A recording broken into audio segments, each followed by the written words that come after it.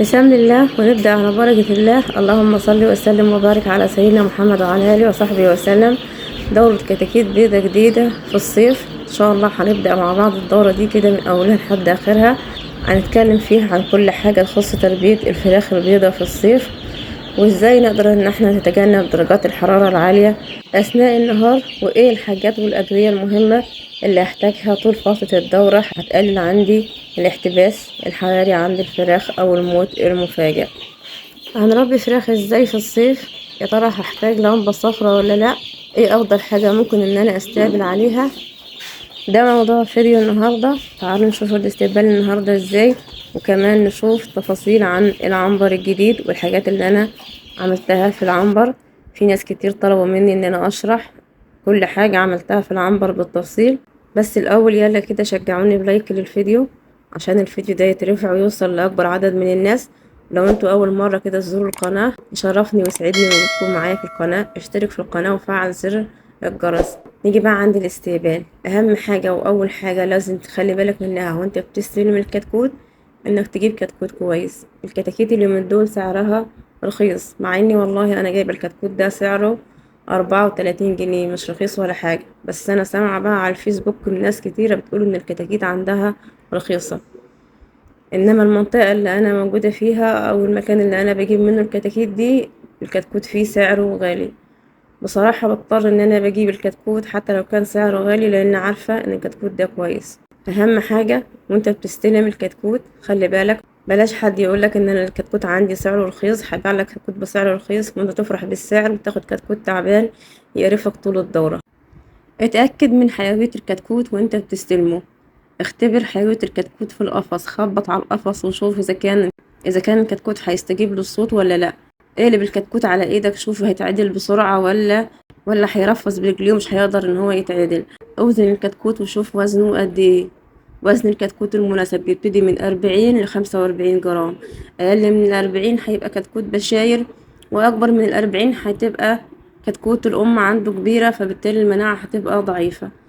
مجرد ما ينزل الكتكوت عندك في الحضانة وتشوفوا المنظر اللي شايفينه قدامكم ده، هتعرفوا ان الكتكوت اللي انتوا جايبينه كتكوت كويس. العلامة اللي انت لو شفتها قدامك في الكتاكيت هتعرف ان الكتكوت اللي انت جايبه كتكوت كويس وهيديك اوزان كويسة، هو الانتشار اللي انتوا شايفينه، الحيوية اللي انتوا شايفينها. مجرد نزول الكتكوت في الحضانة، كتكوت مدام انتشر في المكان كله كده، مدام جري على الاكل ومدام جري على المية، اعرف ان الكتكوت اللي انت جايبه كويس.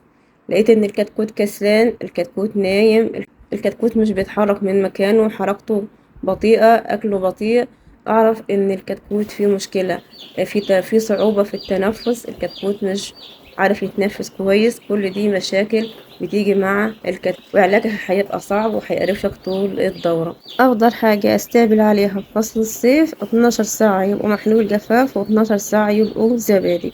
محلول الجفاف نغير المية مرتين أو 3 خلال ال12 ساعة، إنما الزبادي يفضل إن كل ساعتين أو 3 نحط مية جديدة. يعني هنعمل مقدار بسيط على قد ما الكتكوت يشرب فيه ساعتين أو 3، عشان أقدر إن أنا أستفيد من البكتيريا النافعة الموجودة في الزبادي، لأنها بتكون في خلال أول ساعة أو 2 من بداية ما أنا أنزل الزبادي للكتاكيت.